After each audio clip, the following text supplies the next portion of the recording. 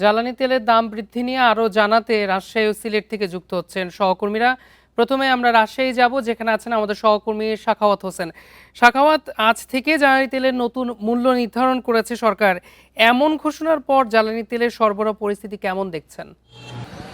সকাল থেকে যে জ্বালানি তেল সরকার যে নতুন মূল্য নির্ধারণ করেছে, সেখানে কিন্তু রাজশাহী থেকে সকালে নতুন মূল্য যে বাড়তি 15 থেকে 20 টাকা দর বাড়িয়েছে, সে দরে বিক্রি শুরু হয়েছে। তবে আগের যে তুলনায় রাজশাহীর যে বিক্রি, সেটি কিন্তু এখনও কিন্তু কমে নাই। রাজশাহীর যে এই চাহিদা, সেটি কিন্তু দিন যেমন বাড়ছে, ঈদের পর থেকে আমরা যেমনটি দেখেছিলাম সকাল থেকেই দীর্ঘ লাইন পেট্রোল পাম্পগুলোতে, সে লাইন কিন্তু এখনও আমরা পরিস্থিতি দেখতে পাচ্ছি। এবং যেমন এখানকার যারা গ্রাহক, তারা যে কথাটি জানাচ্ছিলেন যে দাম বাড়লেও তেলের যে নিশ্চয়তা পাওয়ার, সেটি কিন্তু তারা নিশ্চিত করার দাবি জানিয়েছেন। কারণ তাদের যে একটি দীর্ঘ সময় কিন্তু লাইনের জন্য অপেক্ষা করতে হচ্ছে, বিশেষ করে কর্মজীবী বা সাধারণ মানুষরা যে সময় ঘন্টা সেটি কিন্তু পার হচ্ছে। এর ফলে কিন্তু তারা কিন্তু এটির যে একটা ভোগান্তি, সেই ভোগান্তি কিন্তু তাদের মধ্যে চলছে। আমরা যদি পেট্রোল পাম্পগুলোর সাথে কথা বলেছিলাম, মালিক পক্ষগুলোর সাথে, তারা যেটা জানিয়েছেন যে নতুন দামে কিন্তু তারা খুশি তেমনটি না, তবে তারা কিন্তু চায় যে নতুন সরবরাহ যে ব্যবস্থা, সেটি কিন্তু যাতে ঠিকভাবে তাদের চাহিদা মতো দেওয়া হয়। গতকালকের যে চাহিদা তারা চেয়েছেন, তার কিন্তু অর্ধেকেরও কম কিন্তু তারা কিন্তু এই পাম্পগুলো থেকে পেয়েছেন, বা তাদের নির্ধারিত ডিপোগুলো থেকে তেল পেয়েছেন। ফলে কিন্তু যে সরবরাহ ব্যবস্থা, সেটি কিন্তু ঘাটতি থেকে যাচ্ছে এবং সংখ্যাটা কিন্তু সেখান থেকে যাচ্ছে। ফলে যে এখানকার যে ব্যবস্থাপনা, সেটি কিন্তু তারা কিন্তু চায় যে একটি সুষ্ঠু ব্যবস্থাপনা, বা তেলের দাম বাড়ানো কিন্তু সমাধান নয়। তারা চায় যে তেলের সরবরাহ নিশ্চিত করা।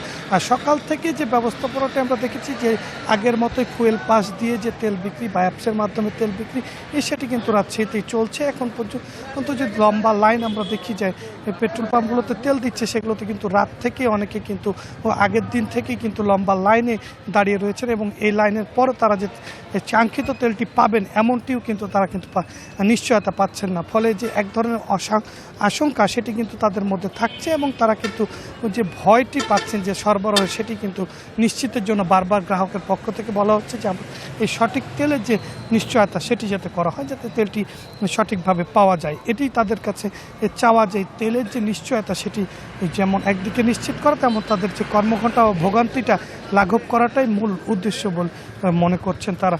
আর তবে যা পেট্রোল পাম্প ওনার অ্যাসোসিয়েশনরা বলছেন, যে তারা যেমনটি জানেন, একদিকে যেমন সেচ মৌসুম চলছে, তেমন কৃষকের চাহিদা, তেমনই সাধারণ মানুষের চাহিদা। এর ফলে যে তাদের যে দাবি, যে আগামী 1 মাসের মধ্যেই যাতে এই তেলের সরবরাহ নিশ্চিত করা যায়, তবেই কিন্তু এই সংখ্যাটা কাটিয়ে উঠবে। এই ছিল রাজশাহী থেকে জ্বালানি তেলের বিক্রির সর্বশেষ। সাখাওয়াত, আপনি আরো তথ্য সংগ্রহ করতে থাকুন। আমরা এবার সিলেট যাব, যেখানে আছেন আমাদের সহকর্মী রানা মজুমদার।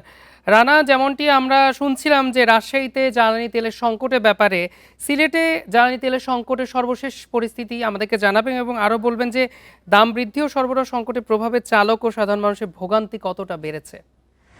দেখুন, গতকালকে আসলে জ্বালানি তেলের মূল্য সমন্বয় করার পর আমরা দেখেছি যে যে পাম্পগুলো রয়েছে, সেগুলোতে তারা যেই তেল নিয়ে এসেছিলেন, যে দামে তারা নিয়ে এসেছিলেন, সেই দামেই তারা কিন্তু বিক্রি করেছেন। এবং তাদের সঙ্গে আমরা কথা বলেছিলাম, তারা জানিয়েছেন যে আজকে থেকে মূলত তারা যে বাড়তি দাম, সেটি কিন্তু আজকে থেকেই মূলত প্রয়োগ করা হবে। এবং এক্ষেত্রে আপনি জানেন যে পেট্রোল 135 টাকা লিটার, পাশাপাশি ডিজেল 115 টাকা লিটার, এবং অকটেন 140 টাকা দরে কিন্তু বিক্রি হবে।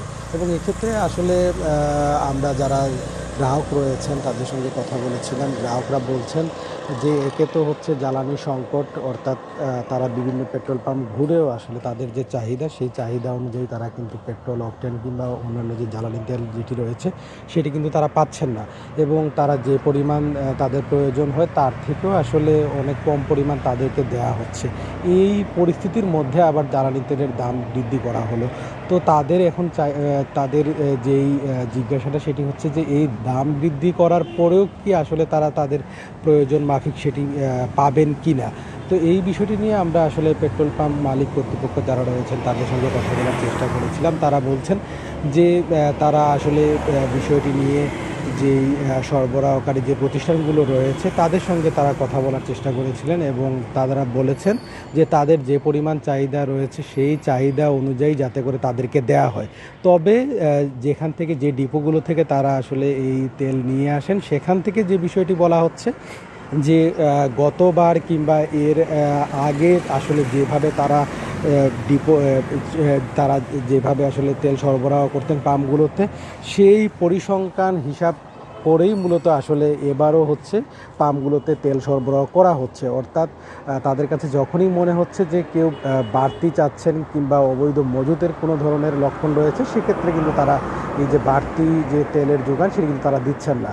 তো সব কিছু মিলিয়ে জ্বালানি পরিস্থিতি নিয়ে এই ছিল সিলেট থেকে আমার কাছে সবশেষ। রাজশাহী ও সিলেট থেকে জানাচ্ছিলেন আমাদের সহকর্মীরা।